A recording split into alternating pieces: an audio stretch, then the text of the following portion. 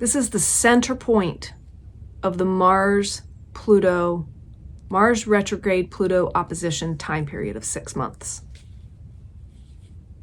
And, Mars Pluto retrograde has all of this scariness to it. Sorry, Mars retrograde Pluto 3 times.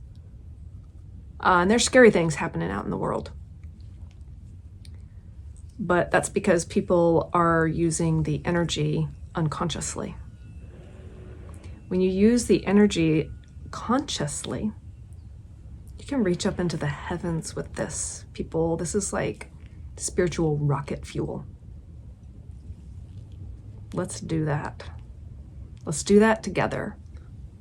Let's together build the new world as the old one washes away and burns away around us.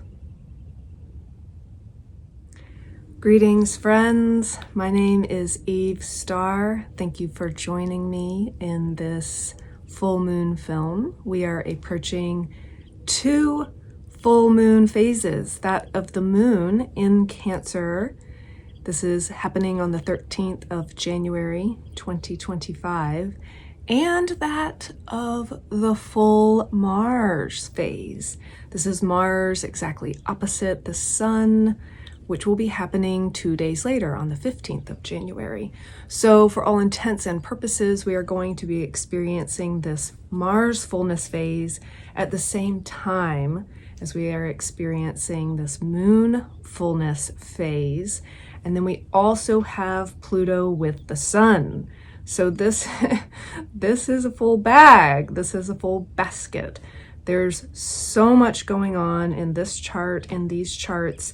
We are isolating it to just a few of the placements, a few small amount of the configurations, so that we can really go deep rather than wide and feel into how these movements are affecting us in our lives, in our bodies. Really sit with them, dwell on them, meditate with them, reconnect our bodies, reconnect the whole of our being with the earth, with the rhythms that she is experiencing moment to moment to moment, that we are also experiencing with her moment to moment to moment, and bringing consciousness to those experiences. That is what we are doing here on this channel with astrology, is bringing consciousness to the experiences that we are all having with the movements of the planets. I just love looking out on the chaos in the world when these things hit, and giggling to myself about all these people experiencing all of this mayhem who don't believe in astrology. So it's not that they don't believe in astrology. Astrology is not a belief. It's that they are not conscious of these processes that they are intricately interwoven with, as much as their own blood and bones and skin. So that's what we're going to talk about today. We're going to talk about simplicity. We're going to talk about crocodiles. We're going to talk about yin and yang, just the kinds of things, that I like to cover on this channel.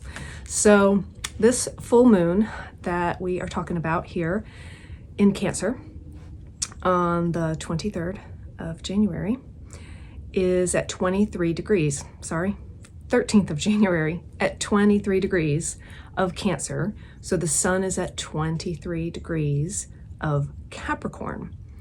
And Mars and Pluto are right there. We're not going to get too stuck on degrees. What we are going to revisit from the last film that I did for the dark moon that happened in Sagittarius 2 weeks ago is the mystic rectangle. So the other things that we're looking at the sun, the moon, Mars, Pluto, and the north and the south node.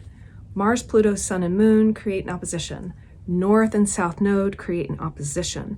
And they are in such an alignment with each other that they're creating what is called a mystic rectangle.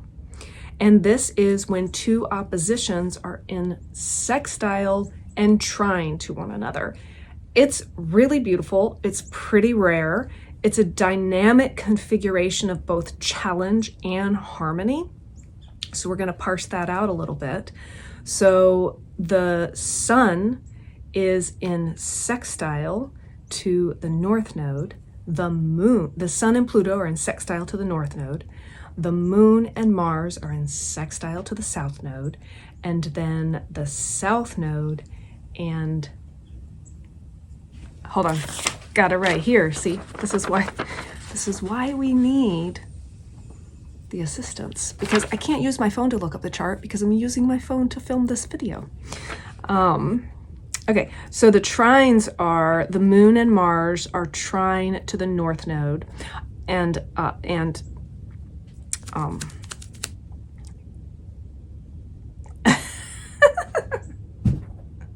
this is why we keep things simple here at Evening Star Maps. Wow, I'm literally talking about like it's not one, it's a handful, but it's like this one aspect of the song in the sky that's happening right now, and I can't even remember my favorite planet, which is Neptune. So the north node is with Neptune in trine to the moon and Mars, and then the south node is in trine to the sun and Pluto. So together this is creating a rectangle shape with the two oppositions moving through it. Now, oppositions are very, very internally potent compared with other, wow, my brain is just, I've been studying this chart for days, and I study and I write and I study and I write, but then when it comes time to record, I just go for it. And yeah, it's really cold. Let me just take a sip of tea. I have my scarf, my red scarf, and my red gloves in honor of Mars.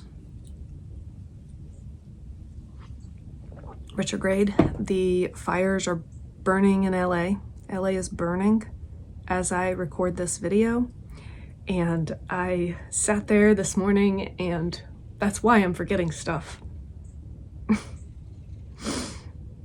Because we are living in a time of fire and flood. And I just lived through a flood, and that experience changes a person. And all of my life, when there have been disasters all over the world and I see it come up on the TV, it's like it's intellectually moving. It's intellectually unfortunate and sad, and but I don't feel it. I try to feel it. When I was younger, I would even pretend that I felt it because everybody around me would also be pretending that they felt it, but you don't feel it until you feel it. And so when I saw that this morning, I just sat there and watched LA burning, and just tears pouring, like couldn't collect myself, because I know what it feels like to be trapped in a city that is being consumed by an element. And the terror of it, the beauty of it, the perspective that a human body finds themselves put into in that moment that we are normally separated from, which was where the beauty of it came from. That experience was like becoming human again.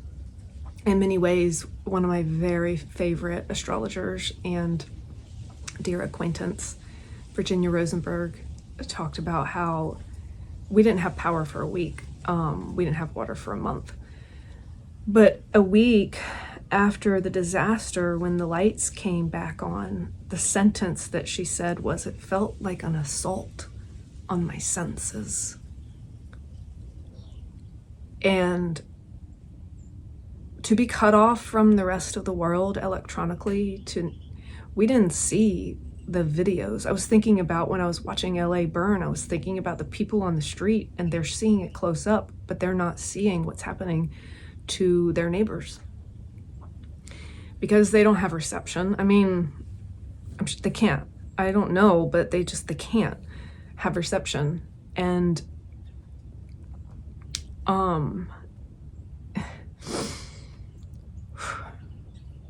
So you don't have reception, all you have is your neighbors.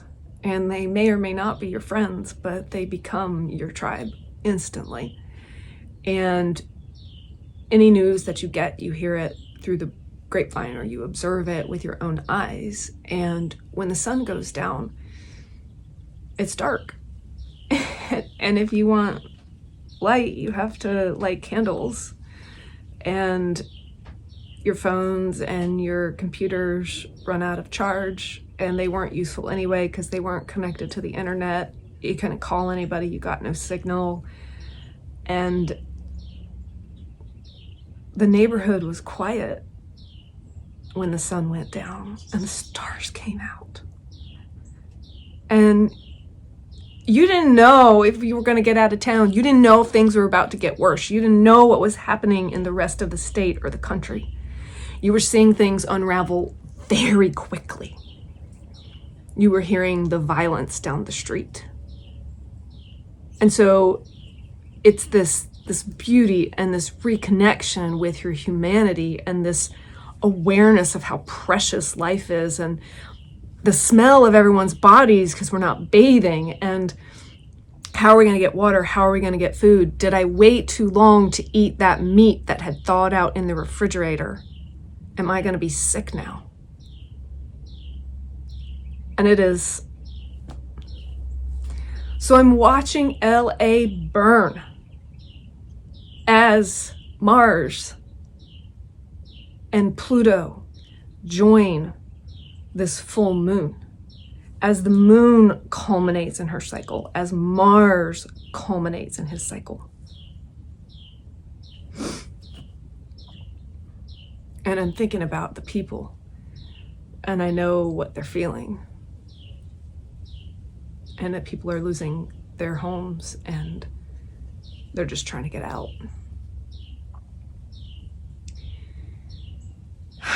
And I'm watching the feed, the scroll down the side of the news broadcast, the live news broadcast, and people are being assholes.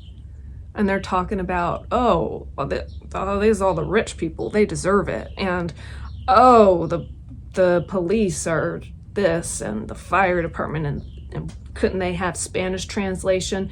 Who in the United States is actually deaf because they have someone there doing sign language, and they have Spanish translation afterwards. And we're just in this time of so much heat, and people don't know how to express it, and they're unconscious of it and getting on the internet and just blasting off like 2-year-olds. So this is what it is. Wherever the sun is in the sky is where the action is taking place. This is the yang part of the sky, the yang part of the expression of the zodiac, and depending on where it's falling in your chart, in what house, that's the yang part, the action part of your life at that moment. Opposite where the sun is the uttermost point of darkness in the chart. This is the yin principle. This is the receptivity. This is the rest. This is the storage of energy. Once a month, the moon blows through there and has this beautiful moment of yin expression. So this is like a crocodile. In Jyotish, the word for planet is graha. I learned this from one of my dear teachers, the only teacher I've been fortunate enough to have in real life, named Frank. He's in Asheville. The word for planet is graha. It's also the word, this is Sanskrit, also the word for crocodile. So it's this expression of this harnessed, stored, ready to express energy that when it expresses, it possesses.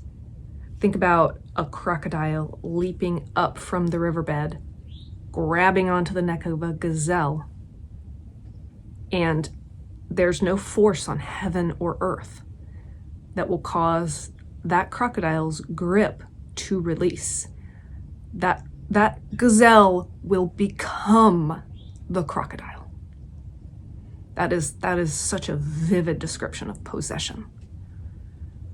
That gazelle is going to be torn apart and consumed by the crocodile. And its atoms, its molecules, its fur and its blood is going to become a part of the body of the crocodile. This is the power of the planets. This is also the power of yin. So yin energy, receptive energy, the energy of rest and of waiting is not weak. It is very powerful. It's how we conserve. It's how we store up energy. Think of that crocodile under the water, the cold, cold, dark, muddy water, not moving. Like a crocodile's heart will slow so, I don't remember the numbers, it will slow to the point of near death. It's like 1 beat a minute or something. Because it is using such little amount of energy to lie there in stillness and in cold. And what is it doing? It is storing up its energy for the moment that it goes for its meal. When that gazelle comes close enough and it can grab a hold of it. That is the power of yin energy. Another metaphor, a little less gruesome, that I find really encapsulates the beautiful side of this, because a full moon is gorgeous. Think of that blue light just lacing the world all through the night. Think about watching the Olympic ice skaters compete, and you have a woman and a man. This is the classic symbolism of yin and yang, and he is the lead, she is the follow. He sets her up to do a beautiful move, and she does it. Whether you are gay or straight, attracted to men, attracted to women, regardless of your sexual orientation, when you are watching ice skaters, you are watching the woman. And think about this, the whole dance is this slow setup to this peak culmination where it's the biggest stunt, where he tosses her or flips her or whatever thing they do together, and he sets her up to do something absolutely beautiful. And she's in this moment of peak expression. That is the full moon. This moment of peak expression. So right now, the sun is in Capricorn. This is where we are expressing in our lives. That's what the sun is. The sun is expression. When the moon is full, it is reflecting the sun's light. It gets this moment where the moon, the masculine, the yang, sets it up for peak expression. Sets her up for peak expression. I really like talking about the luminaries and the planets as men and women. I used to hate it when astrologers did that, and now I just find it delightful. So Capricorn right now is where we are expressing, and this can look many different ways, but we are building structure in our lives at this point in the year, every year. Depending on where it is in your chart is where it's happening to you personally. So for example, given that it's winter and we're restful, a lot of times what happens to me in Capricorn season is I'm not doing things physically, and my work is very physical. Yes, I'm an astrologer, but I'm an artist. Like, I'm making art out of everything that I study. And I'm always making big plans and coming up with big ideas and structuring in my mind before I execute. And that happens in the most concentrated way for me during Capricorn season, where I'm really putting together in my mind the structure of how I'm gonna play this year once the physical energy starts kicking in. The Cancer side of the chart, the Cancer is ruled by the moon. So this moon is is a Cancer moon. So this is the brightest, most glorious moon of the year. There's some added intensity this year, right? With Pluto and with Mars. But so the moon is at home in Cancer. So Cancer is about our home. Cancer is about our moods, our emotions. Cancer is about the family. And all of these places during this time of the year are on rest mode. This is not a time for big dramatic expressions of emotion that you are anticipating helping the situation. For example, all of the examples that I use or that any astrologer uses, whether or not they apply to you personally, sometimes people are like, oh my God, you read my mail. I mean, it happens to me all the time. Astrologers I don't know, like they're reading my diary. And it's beautiful and it's amazing, but it doesn't have to be that way. Like if take it always as a metaphor, and the flow of energy is what is being highlighted by that metaphor, and it may look different in your life. So yeah, for me, I notice that this is not a time for me to get into big emotional expression mode. This is not a time for me to, so this is where it really like rubber meets the road for me. This is not a time for me to move. And you know what? That makes a lot of sense for anybody, for everybody. It's just I'm in the middle of a move right now because I had to leave Asheville. So I'm staying put with family because I'm not going to make that decision right now, because it's that time of the year when that part of my chart, that part of my consciousness is resting. I don't have that kind of energy to do that right now. It's winter. It's not the right time. So you can look at this with all the moons, and a cool thing to do is then to look at the past moon that was opposite. So back in July, we had a Capricorn full moon when the sun was in Cancer, and really tune into that time and to what was happening and how those energies were opposite to what they are now. And you can also look forward, but you're not there yet. So, but if you need to, if you're planning a trip, if you're planning a trip, any time of the year, looking around the time of the trip, the time of that moon, and looking back to what was happening at the full moon the year previous. Pardon me, I am burping right now. I think that's a call for more tea.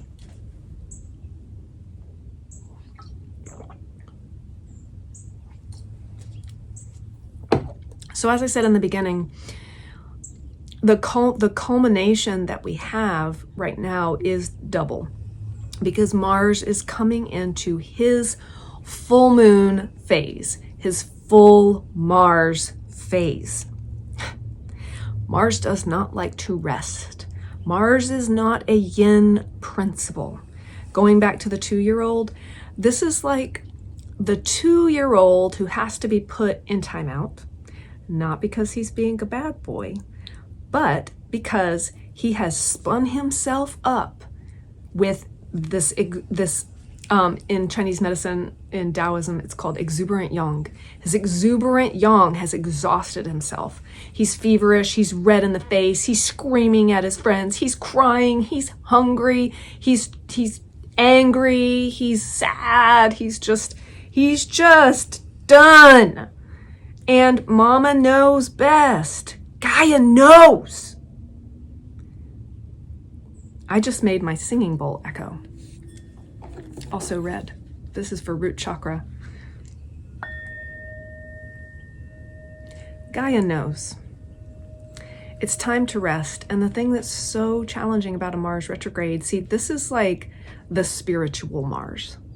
This is like martial arts. Mars retrograde gives us the challenge of Mars is at his peak. He's brightest, he's closest, he's strongest. His power is literally like this, reverberating in our bodies.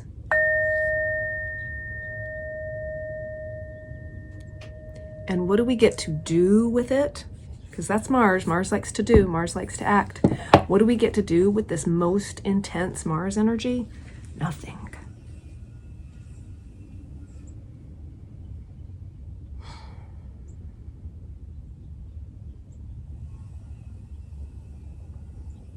We get to close our eyes, slow our heartbeat, sink down beneath the cold water into the cold mud, and let the power build. Because guess what?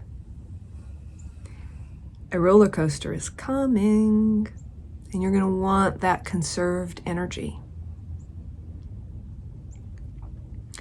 So a lot of times when there's energy that's frustrated and blocked, like Mars in Cancer, Mars retrograde, any kind of challenging Mars aspect, I will recommend, and other astrologers as well, will recommend finding an outlet for that energy through exercise, through creating, through lovemaking, whatever it is that's physical that you really can enjoy and just.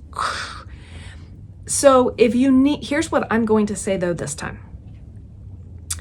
If you must express the energy, then do something physical and positive and beneficial and that you really love and enjoy. But if you can, here's the practice. Here's the martial practice. The martial practice is to sit still, to do nothing, and to consciously let the energy build. This is not easy, but when you are conscious of it, this is absolutely attainable.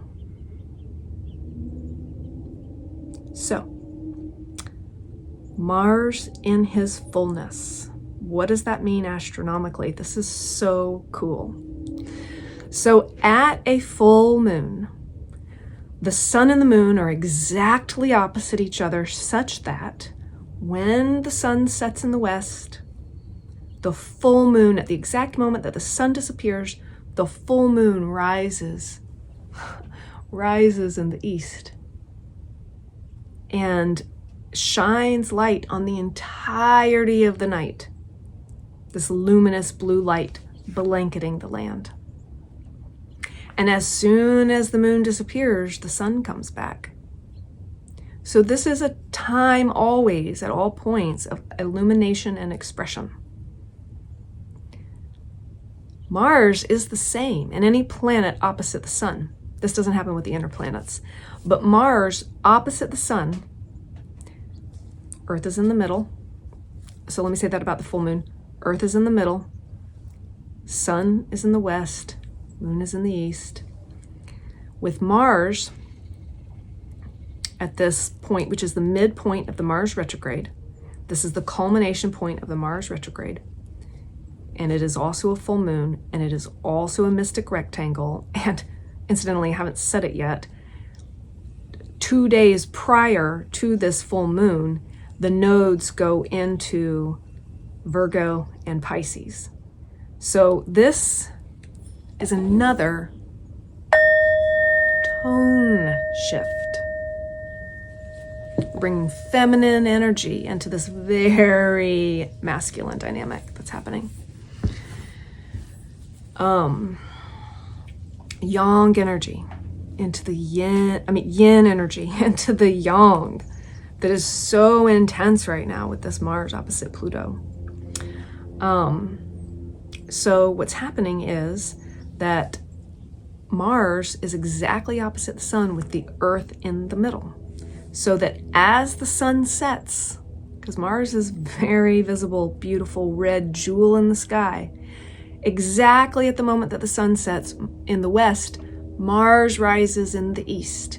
And this is why he is most illuminated, because he's exactly opposite the sun. So there's no shadow. This is bright, full on. Just imagine the moon, no shadow on the left or the right. This is not a gibbous Mars. This is a full on.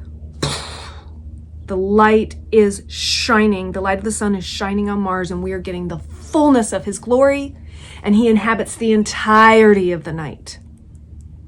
So his energy is just bathing us in red light. He will be beside the moon. I'm not sure the declination. We'll have to see. I didn't look at that.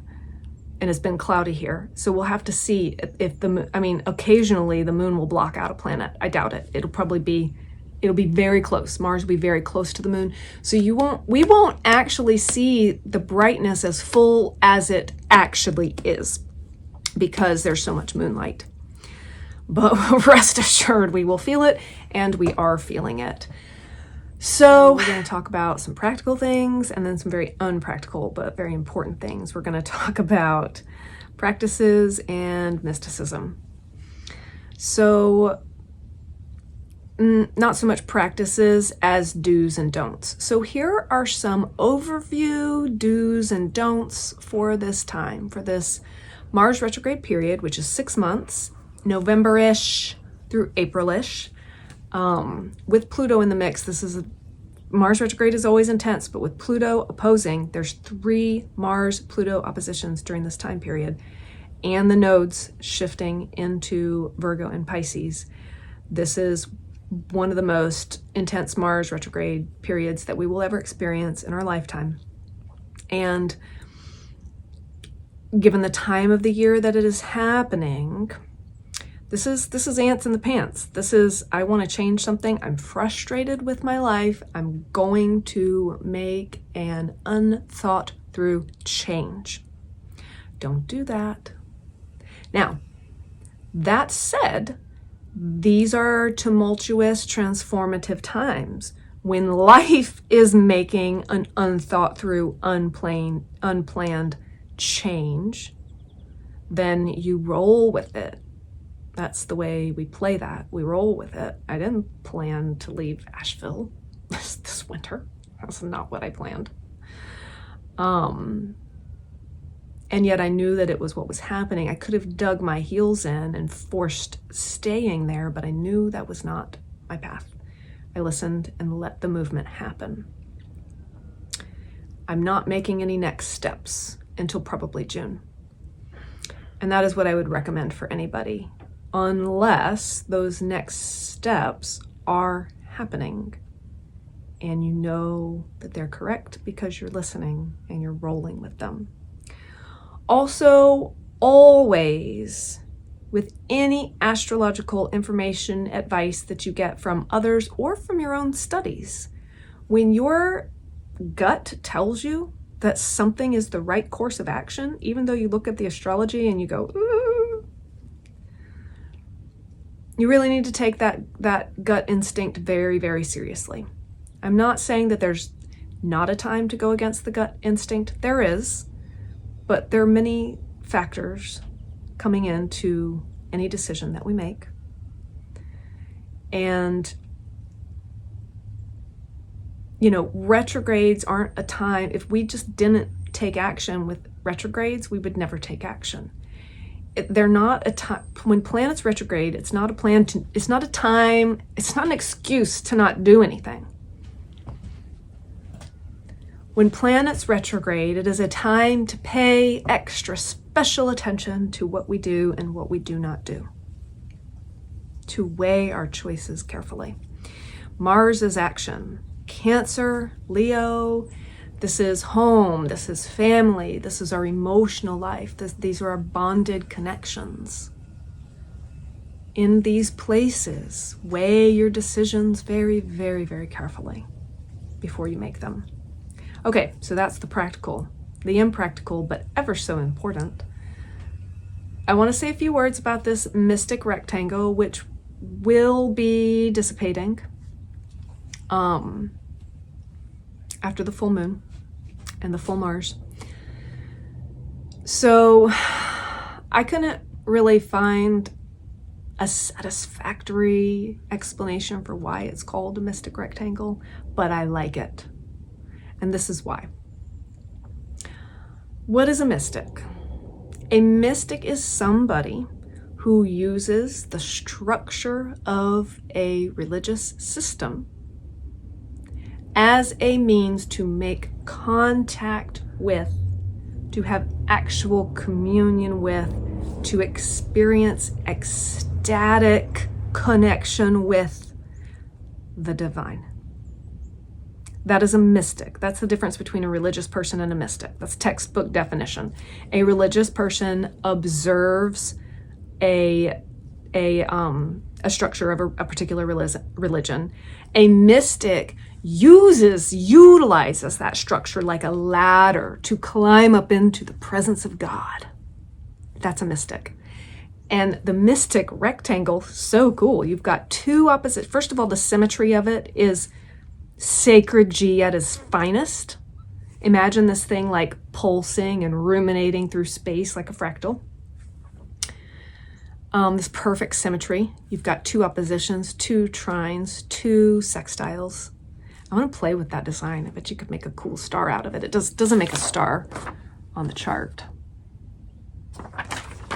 But remember, any chart that you're looking at, this is like a photograph. When you look at a photograph, life doesn't stand still like that. You just captured it in a moment in time. This baby is moving, undulating through space. So are all charts. So you have these two oppositions, and oppositions and squares create structure. They create challenges, they create difficulty, they give you the tools to work with. I love the notion that the opposition, two planets are on either side of the earth. That means two planets are on either side of me. And that line of energetic force, that line of gravitational force literally goes through my body. Just breathe in and feel that. That right now, there is a line of energetic force between the sun and the moon that is piercing through my heart. At the same time as a line of energetic force between Mars and Pluto is piercing through my body. This is affecting me. This is bringing up the deep unconscious and out. Trines and sextiles and even squares, they happen on the outside of my body. Trines and sextiles create flow. They're easeful energy. They create good feelings. Two sextiles, two trines on the outside of these extremely challenging forces piercing through my body. This is like using the structure to climb up into the goodness of God. Ugh. This is powerful. This is potent to work with in a meditative place, in a ritual space, in an ecstatic, experiential moment in your life. This is the center point of the Mars retrograde Pluto opposition time period of 6 months.